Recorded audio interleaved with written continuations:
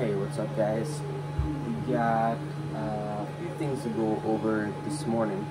It is first thing in the morning. I just came downstairs and another Mando helmet's done. I'll show you that in a minute. We just got our new glass bed in for the CR-10S Pro V2. So I'm pretty excited with that because when I got this printer, it actually had a really small bed, and I'll show you that in a moment once I go get the helmet too, to show you guys the finished product for probably my 100th Mandalorian helmet.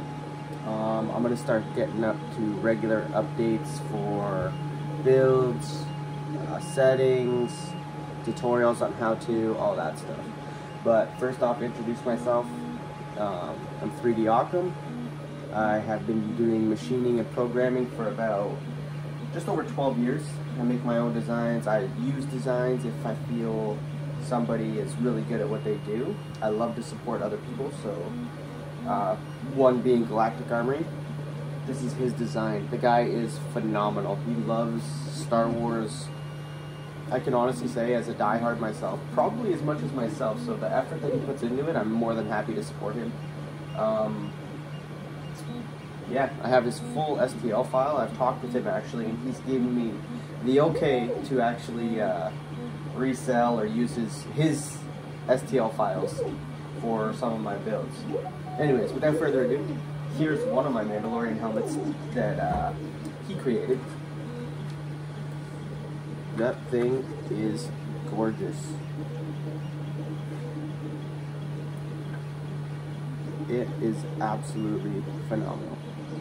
As you can hear on my CR-10S with the non-silent board, it's just out of camera view right now to your right, left. I'm not sure how it's going to look on the upload.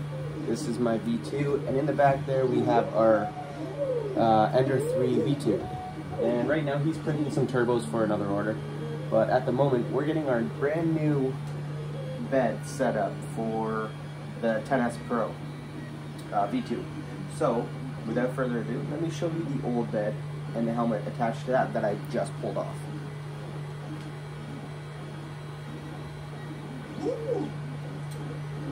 So here she is. So now you'll actually see too the supports that I use. So we had a bit of a break here because I didn't use enough infill on the supports, but it still turned out okay.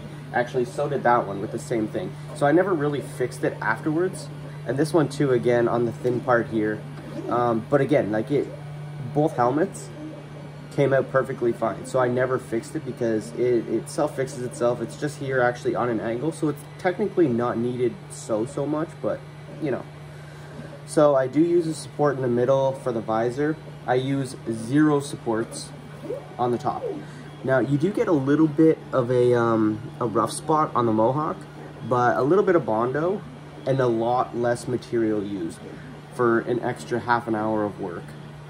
If you don't want that, you're still gonna have to do it regardless. You can use a ton of filament to use support in the interior, but that's what she looks like when she comes off with all of the supports that I use. With a 10% infill with normal, mind you, that one's a custom, but that's all I'm using. No tree because it gives you a really rough one, and then I'll show you the vent as well. But that's all I use. 10% infill. I have a 20% on the interior for the actual helmet itself. Solid though, like the thing is solid. So as I was saying, this bed, it is tiny in comparison to this. Like it literally loses about 20 centimeters overall of the entire diameter of the bed. So that's huge, especially when you're trying to print a helmet. You can't see because of the angle, but if I tried to turn this 45 degrees back so that it was actually facing center of the bed, it wouldn't fit.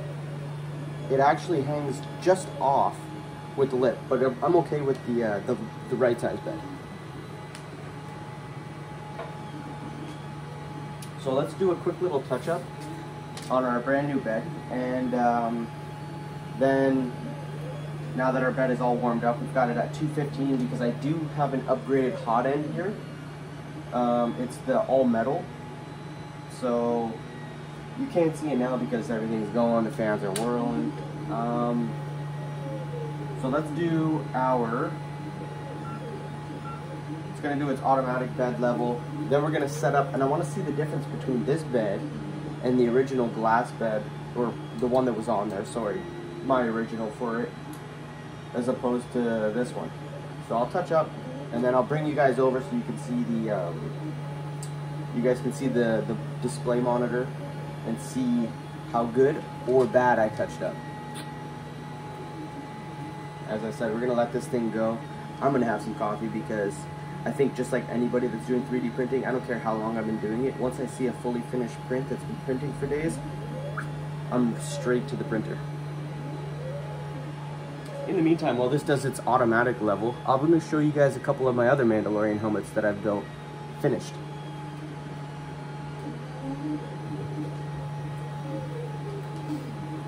So here is one of my finished helmets.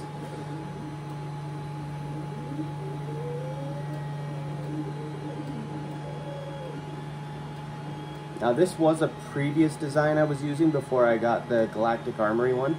So the newer ones are going to look even better than this. Even though this thing, in my opinion, came out fantastic. The paint job is amazing. The visor is bang on. It's a welding shield visor. This thing just looks, oh, so amazing. And you can see as my light hits it, it gives it that right shine, that dark fade. It gets brighter as it goes into the big light. So yeah. But we also have ourselves an Iwata airbrush, and we'll be going over all of that, guys.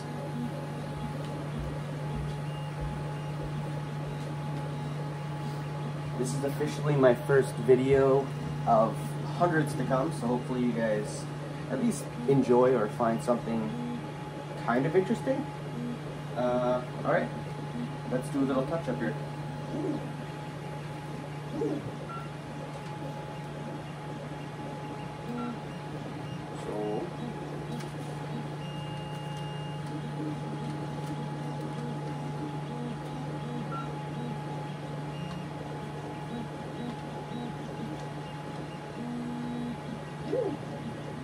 Oh, that feels a little tight.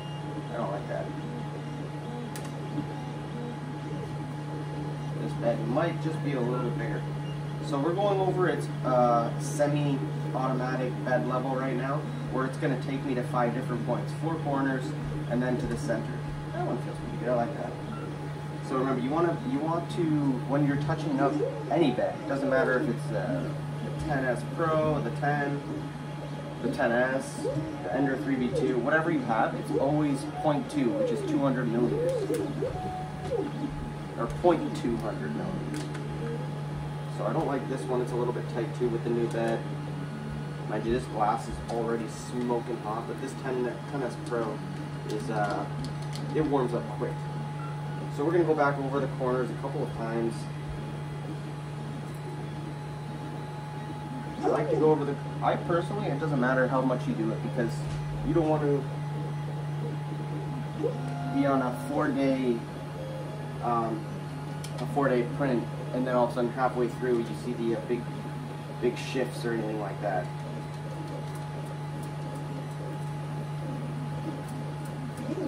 So that one feels pretty good now. We're going to go back over here.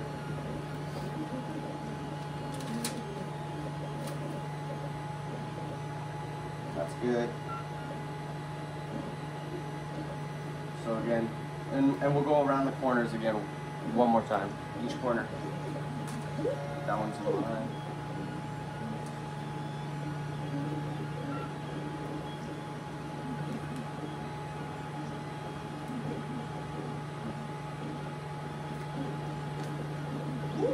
One more time for good measure.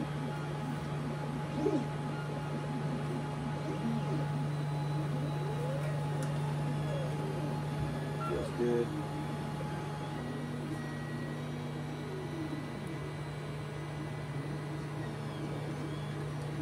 Feels good. Start in the middle.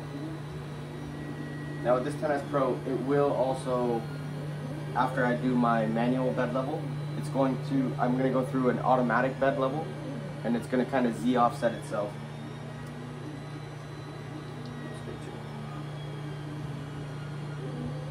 So let's go through a measuring cycle now, which is going to take probably 5-10 minutes.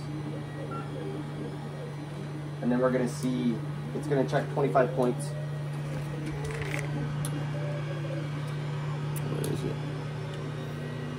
Right. So it'll check 25 points, and then it'll give us all of our automatic adjustments for our Z offset.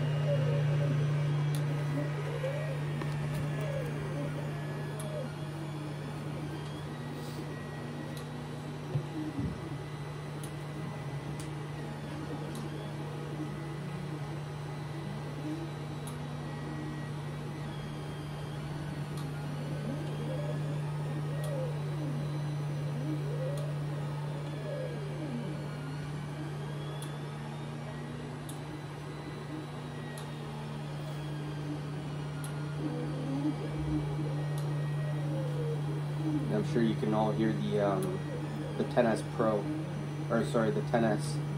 I need to get a silent board on that one.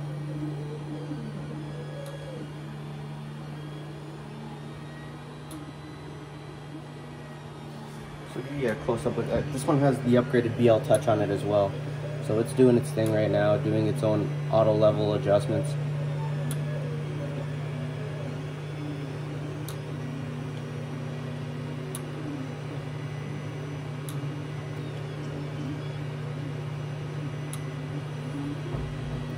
Right now it has checked 8 points, so we're just about halfway there.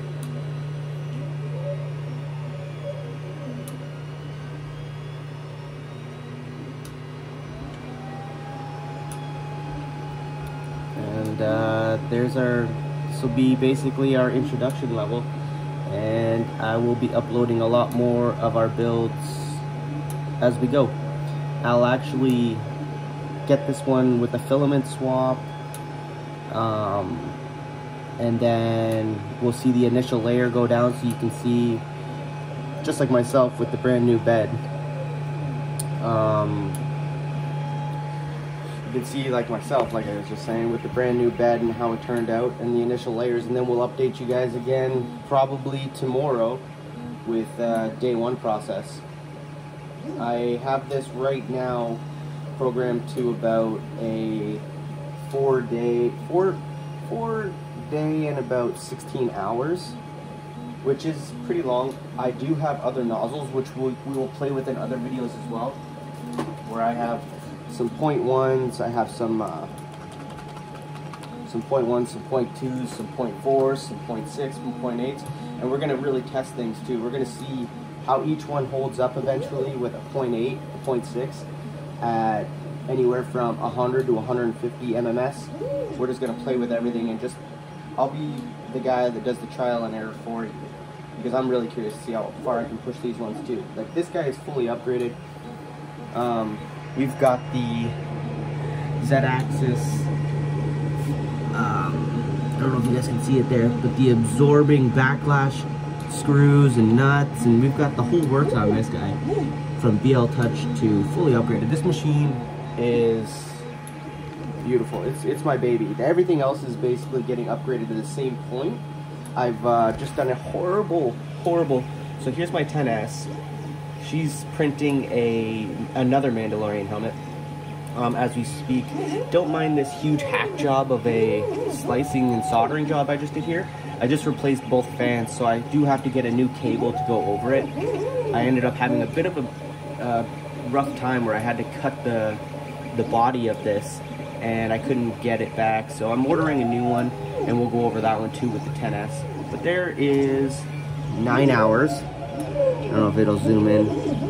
9 hours currently in. 9 hours currently in on this Mando helmet, in a nice white.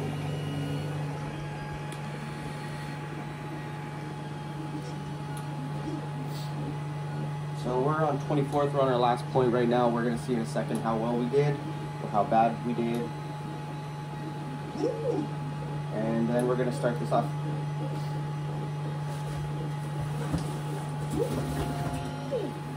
A fresh new roll of filament from Overture. Wow, we actually did surprisingly well. Okay, so here we go. So our Z offsets for an automatic touch-up. See if it'll kind of clear itself. We got a couple with like 15 microns, 10 microns, 26 microns. Our worst one that I can see is 104. So not bad. Not horrible. So that 100 microns, when we're going at 0.2 layers, that's basically half of a layer. It's gonna fix itself. So that's good. If you start getting stuff where it's like 600, 500, anything over 500, you're gonna really start seeing some potential bad lines and stuff. But if you're within 150, 200, that's like a one layer. Not the end of the world. Not the greatest, but not the end of the world. You obviously want to try to have it as level as possible. But that could also come in, factors that come into that, or the plate underneath, it has a little bit of warped, how squished down your glass bed is. The glass bed won't warp the same, but it doesn't matter what anybody says, it actually does follow where it lays. It's kind of like the fact of water. It'll go to the lowest spot. So when you have a heated glass bed, when it gets hot, it actually does kind of move a little bit. It doesn't warp, it goes back, but it will follow that a little bit.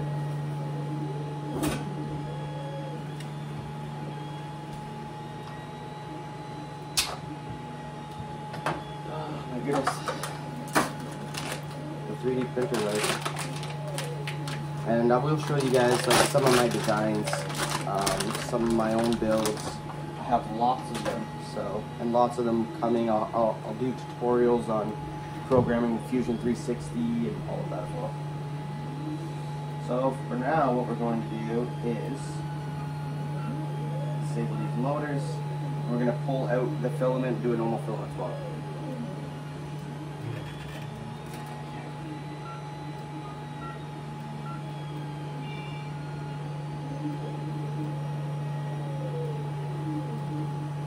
What do we got here? 17 minutes? Okay, I think we're going to actually call it there. I'll get this all out. And, yeah, I'll get this all out. I'll get the swap done. And I will update you guys as we get our initial layers down. Thanks for watching. We'll be back.